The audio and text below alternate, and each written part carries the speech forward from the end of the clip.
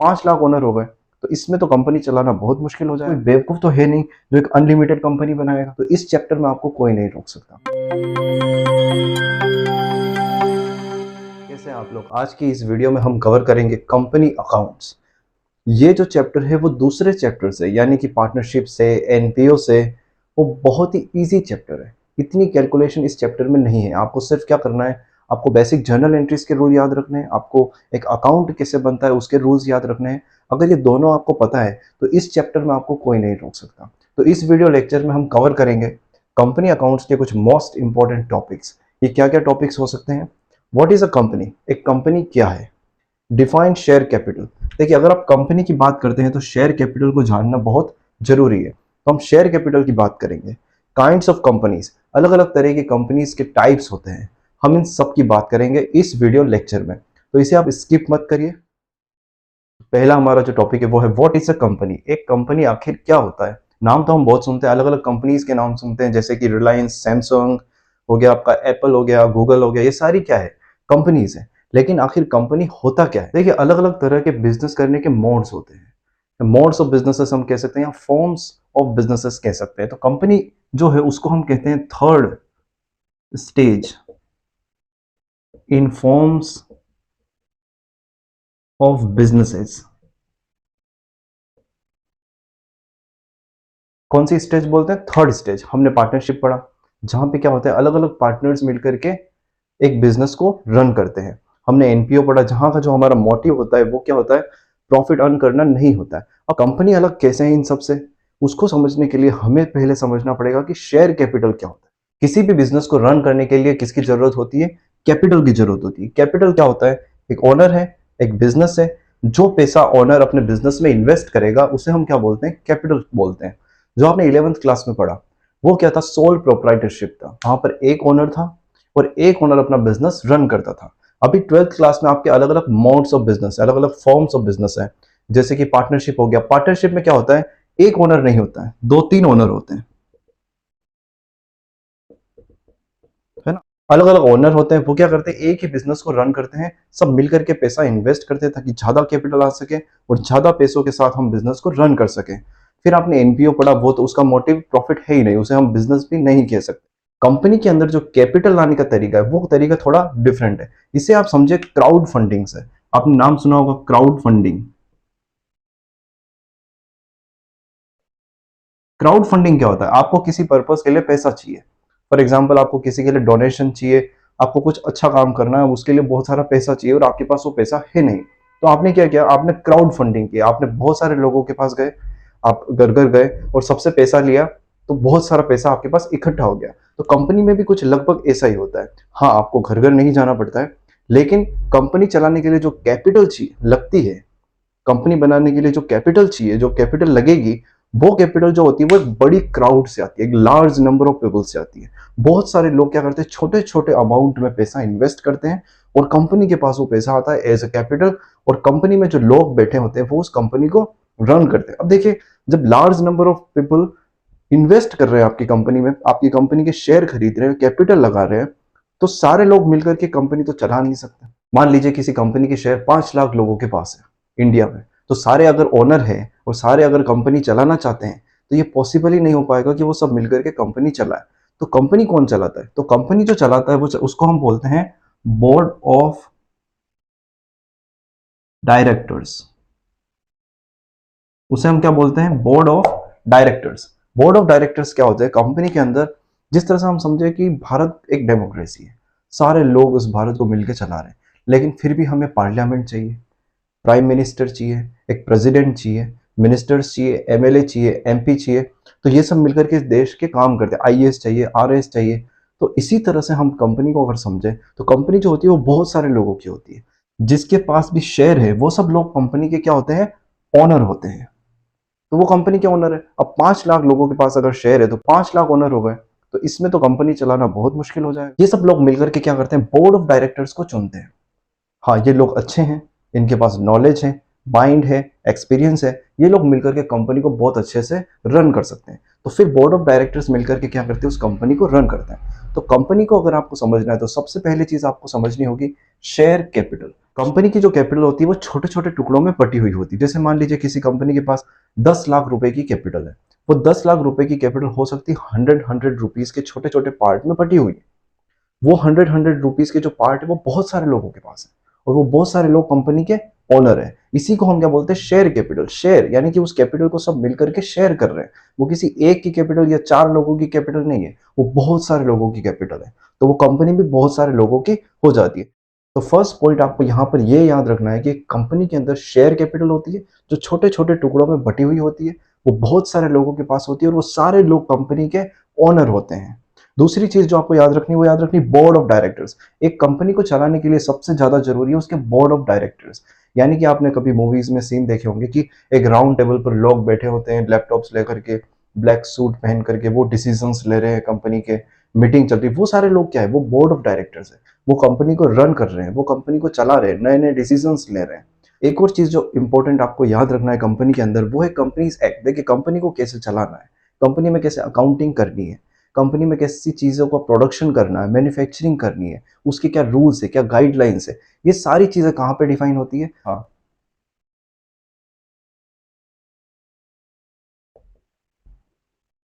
पहले जो हमारा कंपनीज एक्ट था वो था कंपनीज एक्ट 1956। अमेंडमेंट हुआ, इसको रिवाइज किया गया, और अब ये क्या कहलाता है, कंपनीज एक्ट 2013। जो हम इस चैप्टर में पढ़ेंगे कि कंपनी की अकाउंटिंग कैसे करनी है, कैसे एंट्रीज पास करनी है, क्या सारा प्रोसीजर रहेगा, वो सारा प्रोसीजर कहाँ पे एक्सप्लेन किया गया है, वो एक्सप्लेन किया गया है कंपनीज एक्ट 2013 के अंदर। हमारा नेक्स्ट टॉपिक है काइंड्स ऑफ कंपनीज, जिसमें फर्स्ट है बेस्ड ऑन लाइबिलिटी। अब लाइबिलिटी क्या होता है, वो सारा अमाउंट जो आपको किसी एक ऑब्लिगेशन के अंडर किसी और को पे करना है।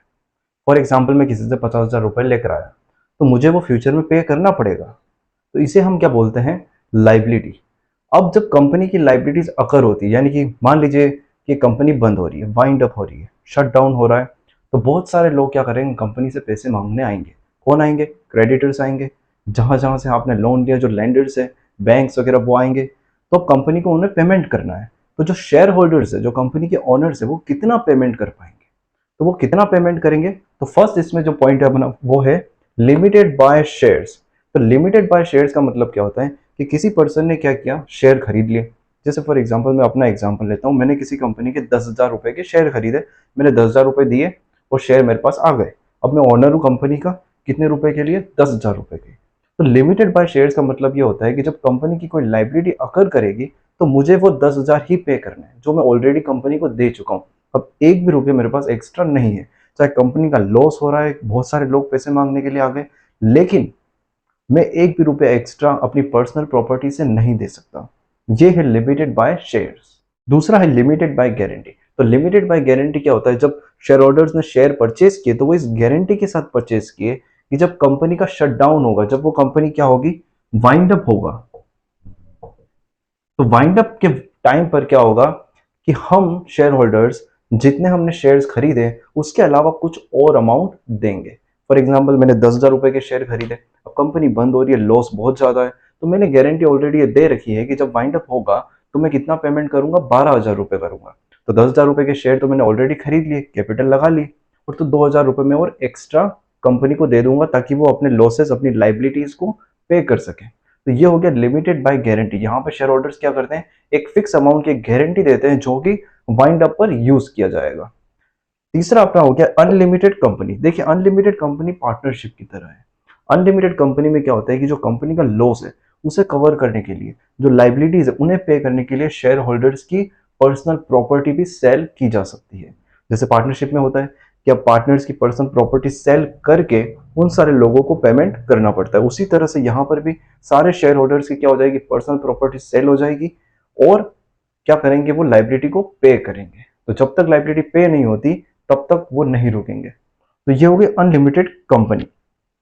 अब ये जो है वो कंपनीज एक्ट तो कहता है कि आप एक अनलिमिटेड कंपनी बना सकते हो, लेकिन इंडिया में ये कंपनी एग्जिस्ट नहीं करती। ऐसी कंपनी कोई बनाता नहीं। देखिए क्यों बनाएगा, जब आपके पास ऑप्शन है कि आप लिमिटेड बाय शेयर्स करिए, यानी कि जितना पैसा आपने इन्वेस्ट किया है कंपनी में वही आपकी लाइबिलिटी, उससे ज्यादा लाइबिलिटी हो ही नहीं सकती। तो कोई बेवकूफ तो है नहीं जो एक अनलिमिटेड कंपनी बनाएगा, जो चाहता है कि मेरी पर्सनल प्रॉपर्टी सेल हो जाए, कंपनी की लाइबिलिटीज पे करने के लिए। तो ऐसी कंपनीज इंडिया में एग्जिस्ट नहीं करती। हाँ, लेकिन लोग कहता है कि अगर आप चाहते हो तो आप बनाइए। टाइप्स ऑफ कंपनी में अब हम पढ़ेंगे based on number of members. तो मेंबर्स के अकॉर्डिंग किस किस टाइप की कंपनी हो सकती है। तो इसमें जो पहला पॉइंट है हमारा प्राइवेट कंपनी। एक प्राइवेट कंपनी क्या होती है, जैसे कि मैं अगर कंपनी बना रहा हूँ तो मैं नहीं चाहता कि मेरे शेयर पूरी दुनिया के लोग खरीदें, यानी कि मेरे शेयर कोई मुंबई में बैठा है वो भी खरीद ले, मेरे शेयर वो लोग भी खरीद ले जिनको मैं नहीं जानता। मैं यही चाहता हूँ कि मेरे जो शेयर्स है वो मेरे फ्रेंड्स तक, मेरी फैमिली तक लिमिटेड रहे। तो मैं क्या करूंगा, एक ऐसी कंपनी बनाऊंगा जिसे हम बोलते हैं प्राइवेट कंपनी। उसके अंदर क्या हो सकता है, मिनिमम मुझे 2 मेंबर तो रखने ही होंगे, एक मैं, एक प्लस 2 लोग, यानी कि मैं और मेरी वाइफ, या फिर मैं और मेरे फादर, हम दोनों मिलकर के क्या करते हैं, कंपनी शुरू कर सकते हैं। लेकिन मैक्सिमम नंबर जो है वो 200 है, यानी कि मैं क्या कर सकता हूँ, 200 लोगों को उस कंपनी का ओनर बना सकता हूँ, उन्हें शेयर कैपिटल दे सकता हूँ। तो इसे हम बोलते हैं प्राइवेट कंपनी। दूसरा है पब्लिक कंपनी। देखो पब्लिक कंपनी जो हमने पहले कंपनी की डेफिनेशन में, कंपनी के मीनिंग में जो समझा, वो ही होती है पब्लिक कंपनी। पब्लिक कंपनी क्या होती है कि इसके जो शेयर कौन खरीद रहा है ये आप किसी को कंट्रोल नहीं कर सकते। जैसे मैंने आज कंपनी के शेयर इशू किए, मैं चाहता हूँ कि अब कंपनी में बहुत सारे लोग इन्वेस्ट करें, तो उसमें कोई भी शेयर खरीद सकता है। कोई अमेरिका में बैठा है जिसको मैं जानता तक नहीं, वो मेरी कंपनी के शेयर खरीद सकता है।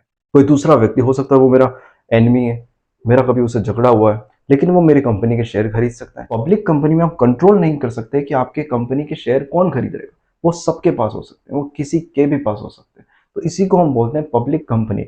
और यहाँ पे नंबर ऑफ मेंबर्स की कोई लिमिट नहीं है, बहुत सारे 10,000 लोग खरीद सकते हैं, 10 लाख लोग खरीद सकते हैं, 1 करोड़ लोग खरीद सकते हैं। तो यहाँ पर कितने मेंबर्स हो सकते हैं इसकी कोई लिमिट नहीं है। तो इसे हम बोलते हैं पब्लिक कंपनी। एक तीसरी टाइप ऑफ कंपनी जो होती है उसे हम बोलते हैं 1 पर्सन कंपनी। 1 पर्सन कंपनी, अगर आप एक ऐसी कंपनी बनाना चाहते हो जहां पे आप सोचते हो कि सारा पैसा मेरे पास रहेगा, कंपनी की कैपिटल मेरे पास रहेगी, डिसीजन मेकिंग पावर सिर्फ मेरे पास रहेगी, मैं ही शेयर कैपिटल को रखूंगा, तो उसे हम बोलते हैं 1 पर्सन कंपनी। हमारा कंपनी एक्ट अलाउ करता है कि आप एक ऐसी कंपनी बना सकते हो जिसके ओनर सिर्फ आप हो, ठीक है, फिर भी वो कंपनी कहलाएगी, फिर भी उस पर रूल्स कंपनी वाले लगेंगे। तो ऐसी कंपनी के लिए कुछ गाइडलाइंस है। तो क्या गाइडलाइंस है, वो जो पर्सन जो कंपनी बना रहा है वो एक इंडियन सिटीजन होना चाहिए और इंडियन रेजिडेंट होना चाहिए। इंडियन सिटीजन, इंडियन रेजिडेंट दोनों होना चाहिए। ऐसा नहीं कि वो इंडियन सिटीजन है और वो रहता अमेरिका में, तो वो कंपनी नहीं चलेगी। वो दोनों होना चाहिए, एक इंडियन सिटीजन भी होना चाहिए और इंडियन रेजिडेंट भी होना चाहिए। ऐसी कंपनी की जो मैक्सिमम जो शेयर कैपिटल होनी चाहिए,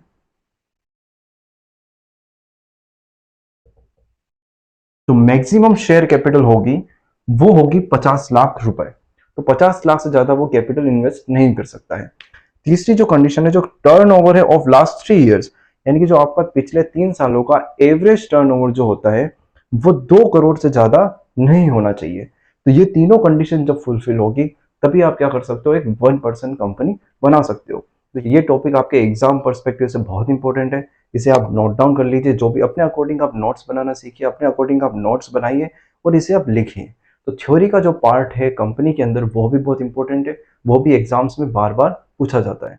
इस वीडियो को एंड तक देखने के लिए थैंक यू सो मच। इस चैनल को आप सब्सक्राइब कीजिए, इस वीडियो को लाइक कीजिए और इसे ज़्यादा से ज़्यादा शेयर कीजिए, ताकि मैं और भी आपके लिए ऐसे वीडियोस लाता रहूं, ताकि मुझे मोटिवेशन मिले, एनकरेजमेंट मिले और मैं और वीडियोस आपके लिए बनाता रहूँगा। Thank you so much.